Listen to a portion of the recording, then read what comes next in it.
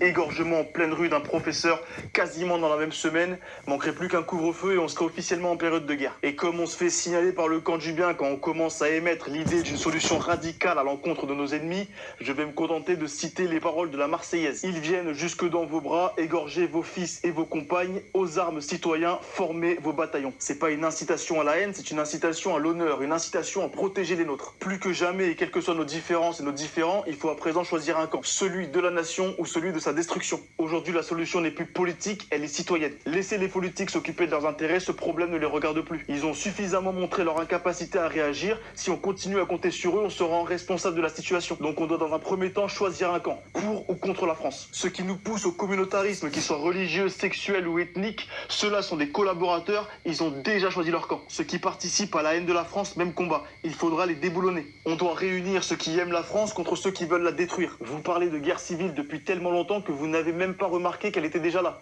sous nos yeux. C'est juste qu'on a fait le choix de ne pas réagir et d'attendre nos dirigeants qui nous ont lâchement abandonnés. Aujourd'hui, on peut tristement constater que dans le pays de Jeanne d'Arc, c'est de la putain de racaille illettrée qui fait la loi. Que dans le pays du chevalier Bayard, les ennemis de la France n'ont rien à craindre quand ils s'en prennent à la nation. Ils se baladent tranquillement, mettent leurs enfants dans les écoles publiques et se plaignent de l'éducation nationale comme s'ils étaient en droit de la ramener. Laissons le gouvernement créer des numéros verts de dépressifs ou appeler à allumer des bougies. Nous, on est lucides et on a beaucoup plus à perdre qu'eux à laisser nos ennemis en liberté. Ils craignent que la période soit favorable à la montée des extrêmes, tant pis pour eux. La situation est extrême, la réponse doit être à la hauteur. Ils ont fait des choix qui nous ont amenés à cette situation, ils doivent en assumer les conséquences. Je pense que la politique antinationale est en train de montrer son vrai visage. Bernard-Henri Lévy dit que le nationalisme tue, je dis que Bernard-Henri Lévy tue et que l'antinationalisme est la cause de tous nos maux. Il est temps de devenir les putains de sales français qu'ils détestent tant, tellement attachés à la mère patrie qu'on filerait des boutons au mondialisme. Il est temps d'arrêter d'abandonner la nation alors que la nation est souillée, et je m'adresse à certains pseudo-humanistes donneurs de leçons en disant ça. Votre humanisme commence aux frontières de l'Europe,